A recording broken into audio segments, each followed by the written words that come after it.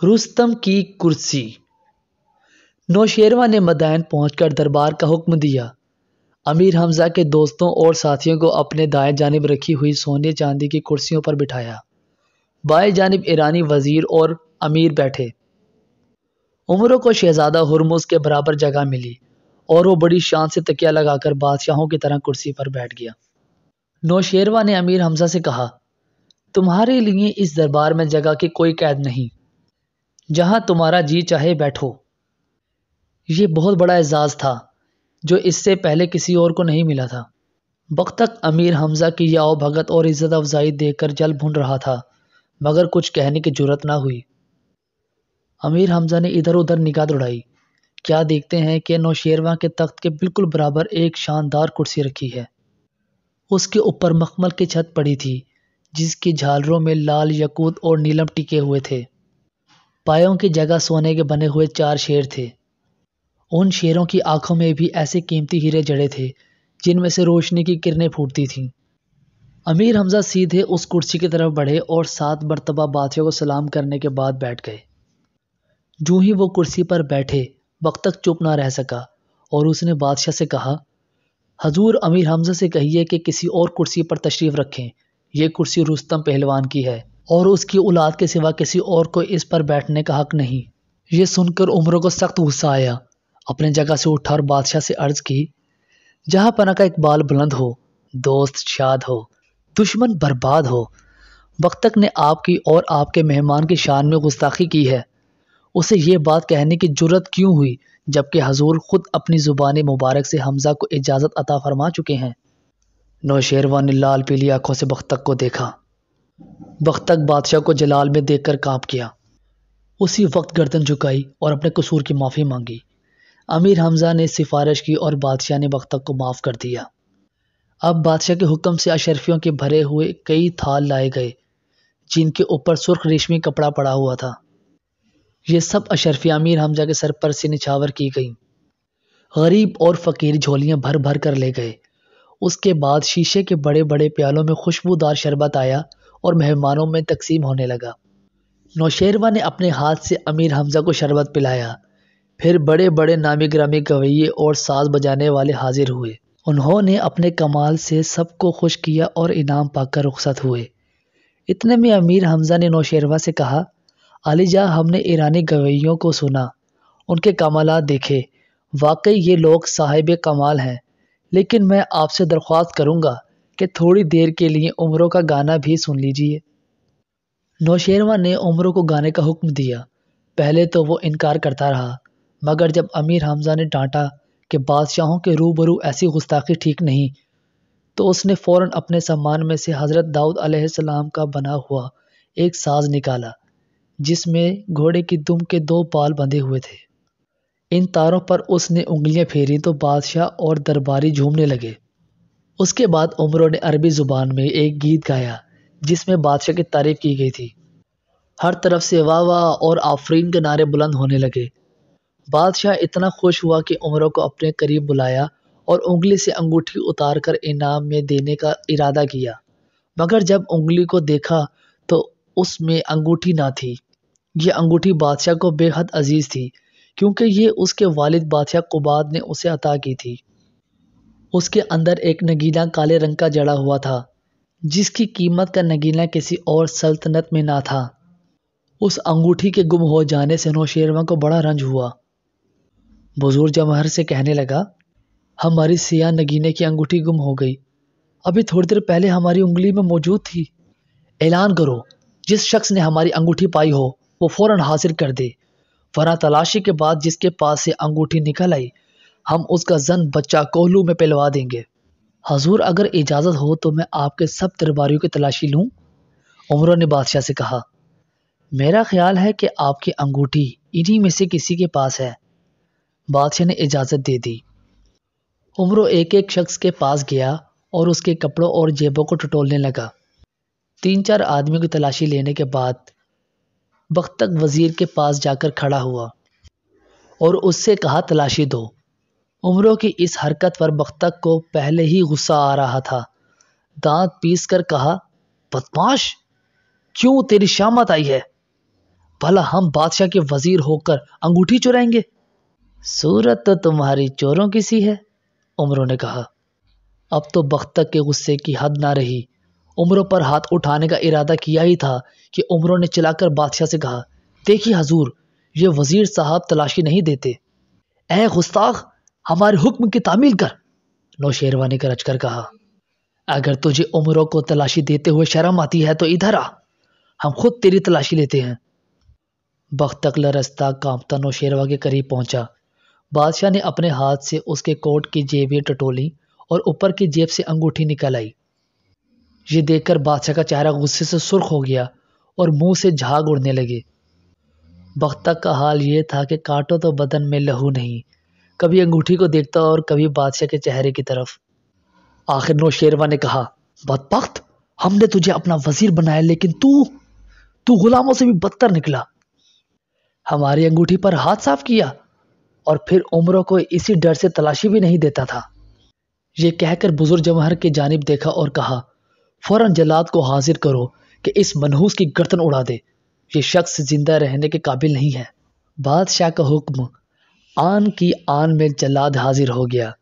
بختک نے موت کا فرشتہ سر پر منڈلاتے دیکھا تو بے اختیار روتا ہوا بادشاہ کے قدموں میں گرا اور قسمیں کھانے لگا کہ اس نے انگوٹھی ہرگز نہیں چرائی، یہ ضرور کسی کی شرارت ہے۔ بختک کے یہ الفاظ جب امیر حمزہ نے سنے تو انہیں فوراً خیال آیا کہ ہو نہ ہو یہ عمرو کی کارستانی ہے۔ اسی نے بادشاہ کی انگوٹھی انگلی سے اتاری اور بختک کی جیب میں ڈال دی ہوگی۔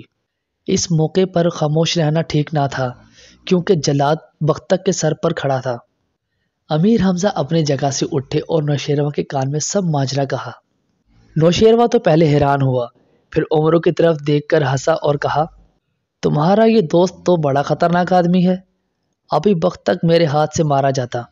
نوشیروہ نے بختک کی جان بخشی کی اور عمرو کو وہی انگوٹھی انعام میں دے دی۔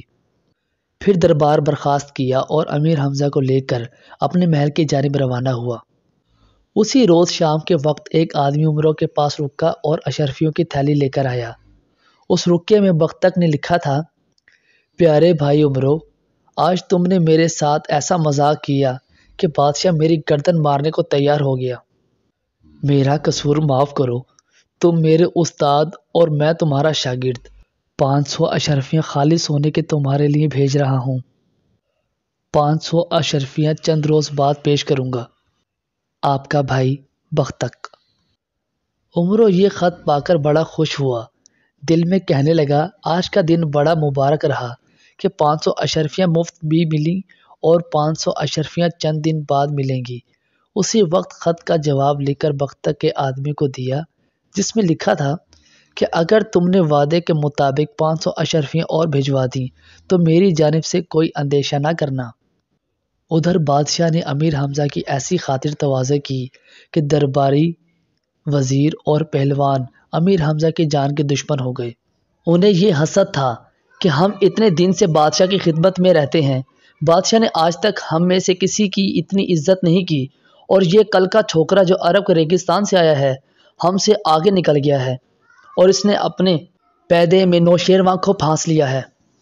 رستم جیسے عظیم پہلوان کی کرسی پر بیٹھتا ہے اور کوئی اسے ٹوکنے والا نہیں۔ روز سب مل کر تدبیریں سوچتے کہ کسی طرح نوشیروہ کی نظر سے امیر حمزہ کو گرائے، مگر کوئی تدبیر سمجھ میں نہ آتی تھی۔ ایک دن نوشیروہ دربار میں بیٹھا تھا اور مقدموں کے فیصلے کر رہا تھا کہ ایک پہلوان دربار میں آیا۔ بادشاہ، شہزادوں اور امیر حمزہ کے سوا سب درباری، امیر، وزیر اور پہلوان اسے دیکھتے ہی اپنی جگہ سے اٹھے اور جھک جھک کر سلام کرنے لگے۔ اس پہلوان نے نوشیروہ کے قریب جا کر اس کے ہاتھوں کو بوسہ دیا اور اکڑتا ہوا شہزادہ ہرمز کے قریب رکھی ہوئی ایک کرسی پر جا بیٹھا۔ امیر حمزہ نے اس کو غور سے دیکھا۔ اس کا قد تقریباً 7 فٹ لمبا تھا اور جسم بڑا طاقتور، آنکھیں سرخ اور گھنی مونچھوں کی نوکیں اوپر کی طرف مڑی ہوئی تھیں۔ امیر حمزہ کو دیر تک گھورنے کے بعد اس نے کہا، اے شخص، تو کون ہے اور تجھے یہ جرت کیوں کر ہوئی کہ رستم کی کرسی پر بیٹھے؟ کیا تجھے کسی نے یہ نہیں بتایا کہ اب اس کرسی پر میرا باپ رستم پہلوان بیٹھتا ہے؟ جان کی سلامتی چاہتا ہے تو اس کرسی سے اٹھ جا اور کسی دوسری جگہ بیٹھ۔ امیر حمزہ خاموش رہے اور اس کی بکواس کا کوئی جواب نہیں دیا۔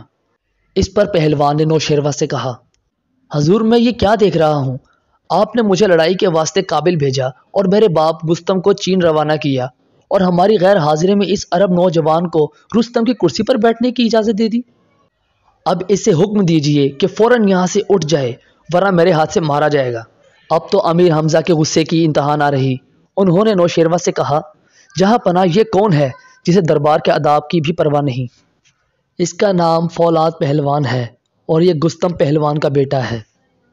نوشیروہ نے جواب دیا، گستم میرے ملک کا سب سے بڑا پہلوان ہے، میں نے اسے ایک مہم پر چین بھیجا ہے، چند روز تک واپس آ جائے گا، وہ اسی کرسی پر بیٹھتا ہے جس پہ تم بیٹھے ہو۔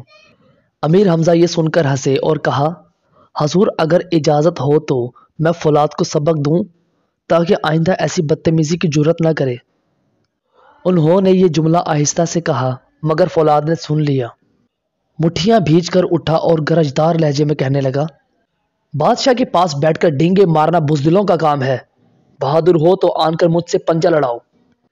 میں بھی یہی چاہتا ہوں، امیر حمزہ نے کہا اور اٹھ کر فولاد کی جانب بڑھے۔ وہ مغرور اپنی کرسی پر بیٹھ گیا اور ہاتھ آگے کر دیا۔ امیر حمزہ نے اس کا پنجہ اپنے ہاتھ میں لے کر اس زور سے دبایا کہ فولاد کے حلق سے چیخ نکل گئی۔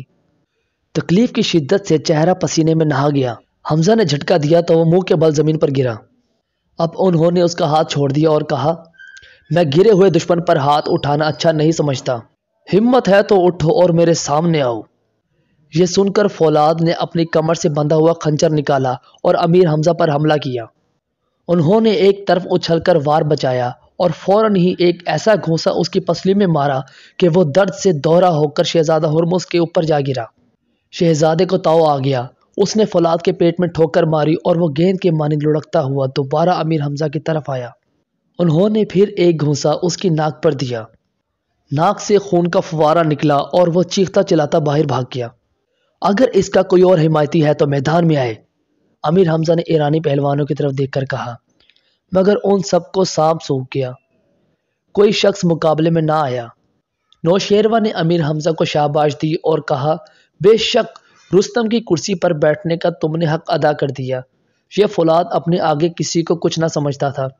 اس واقعے سے سب مخالف پہلوانوں اور سرداروں پر امیر حمزہ کا رو بیٹھ گیا اور وہ پہلے سے بھی زیادہ ان کی عزت کرنے لگے۔ مگر بختک وزیر دل ہی دل میں پیچ و تاب کھاتا اور جلتا بھنتا رہتا۔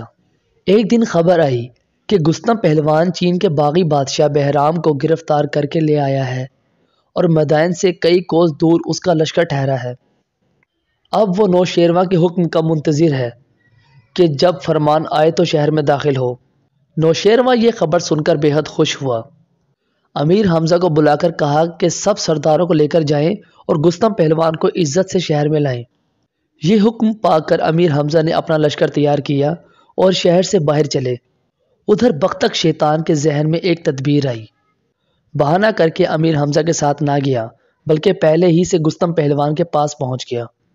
وہ اپنے عالی شان خیمے میں بیٹھا مونچھوں کو تاؤ دے رہا تھا۔ بختک کو آتے دیکھا تو خوش ہو کر بولا، آئیے آئیے، میں آپ ہی کا انتظار کر رہا تھا، مجھے یقین تھا کہ بادشاہ سلامت میرے استقبال کے لیے آپ ہی کو بھیجیں گے۔ اپنی ایسی قسمت کہاں، بختک نے ٹھنڈی سانس بھر کر کہا۔ کیوں، کیا بات ہے؟ آپ بہت پریشان دکھائی دیتے ہیں، گستم نے حیران ہو کر پوچھا۔ بس بھائی خیر ہی نہیں ہے، بختک جھوٹ موٹ کے آنسو بہانے لگا۔ آج کل ہمارے بادشاہ سلامت عرب کے ایک شخص کے قبضے میں ہیں، جو وہ کہتا ہے وہی کرتے ہیں اور اس کی بات کے سوا کسی اور طرف کان نہیں دھرتے۔ اب نوعیت یہاں تک پہنچ گئی ہے کہ وہ عرب تمہاری کرسی پر بیٹھتا ہے اور ابھی چند روز ہوئے اس نے بھرے دربار میں تمہارے بیٹے فولاد کا مار مار کر بھرکس نکال دیا تھا۔ بختک کے منہ سے یہ کلمے سن کر گستم کی شکل ایسی ڈراؤنی ہو گئی کہ وہ غلام تھر تھر کانپنے لگے جو اس کے سامنے ہاتھ باندھے کھڑے تھے۔ وہ ایک دم اٹھ کر کھڑا ہو گیا اور چیخ کر بولا، کیا یہ بات سچ ہے؟ وہ کون بدبخت ہے؟ مجھے اس کا نام بتاؤ۔ اس کا نام حمزہ ہے، مکے کے رئیس کا بیٹا ہے، سنا ہے کہ اپنے آپ کو دنیا کے تمام پہلوانوں اور بہادروں سے بڑھ کر سمجھتا ہے۔ اس نے ہشام ڈاکو کو مار کر بادشاہ کا تخت و تاج واپس دلایا، اس لیے اس کی اتنی قدر کی جاتی ہے۔ اب حال یہ ہے کہ اس کے دوست دربار میں دندناتے پھرتے ہیں اور کوئی ان کی گردن ناپنے والا نہیں۔ گھبرائے نہیں، اب میں آ گیا ہوں نا، مگر یہ تو بتائیں کہ امیر حمزہ واقعی بہت زبردست پہلوان ہے؟ دیکھنے میں تو معمولی آدمی ہے، لیکن نامعلوم اس کے اندر کون سی طاقت بھری ہوئی ہے کہ جسے چاہتا ہے اٹھا کر زمین پر دے مارتا ہے۔ بادشاہ نے اسے تمہارے استقبال کے لیے روانہ کیا ہے، بس آتا ہی ہوگا۔ تم ایسا کرنا کہ گلے ملنے کے بہانے ذرا اس کی ہڈیاں پسلیاں سہلا دینا، اور جب تک اس کی چیخیں نہ نکلیں ہرگز نہ چھوڑنا، اسے پتہ تو چلے کہ گستم پہلوان کیا بلا ہے۔ یہی کروں گا، پہلوان نے خوش ہو کر کہا۔ ذرا اسے آنے تو دو، چھٹی کا دودھ یاد نہ دلا دیا تو میرا نام کچھ اور رکھ دینا۔ اتنے میں دور سے نکارہ بجنے کی آواز سنائی دی۔ بختک نے گھبرا کر کہا، امیر حمزہ کی سواری آن پہنچی، یہ آواز اسی نکارے کی ہے، اب میں چلتا ہوں، تم اس کی ہڈیاں توڑے بغیر نہ چھوڑنا۔ غرض کے گستم کو خوب سکھا پڑھا کر بختک وہاں سے رفو چکر ہوا اور امیر حمزہ کے لشکر سے جا ملا۔ ادھر گستم بھی جھٹ پٹ اپنی فوجی وردی پہن اور پورے ہتھیار باندھ کر خیمے سے باہر نکلا۔ کیا دیکھتا ہے کہ لشکر کے آگے آگے ایک حسین نوجوان عربی لباس پہنے سیاہ رنگ کے ایک گھوڑے پر سوار چلا آ رہا ہے۔ اس کے دائیں بائیں نوشیروان کے کئی وزیر اور فوجی سردار ہیں۔ پہلوان بھی اس کے پیچھے پیچھے گردنیں جھکائے چلے آتے ہیں۔ گستم سمجھ گیا کہ یہی شخص امیر حمزہ ہے۔ وہ مکاری سے خوش ہوتا ہوا آگے گیا۔ امیر حمزہ فوراً گھوڑے سے اترے اور گستم سے بغل گیر ہوئے۔ گستم نے آہستہ آہستہ زور لگانا شروع کیا، ساتھ ساتھ کہتا جاتا تھا، بھائی مجھے تم سے ملنے کا بڑا شوق تھا، ابھی ابھی ایک شخص میرے پاس آیا تھا اور تمہاری تعریفیں کر رہا تھا، جیسا سنا ویسا ہی پایا۔ یہ کہہ کر امیر حمزہ کی کمر میں دونوں بازو ڈال کر اور زور لگایا۔ امیر حمزہ پہلے تو حیران ہوئے، پھر خیال آیا، اوہو یہ تو میری طاقت کا امتحان کر رہا ہے۔ اچھا ہے، امتحان کر لینے دو۔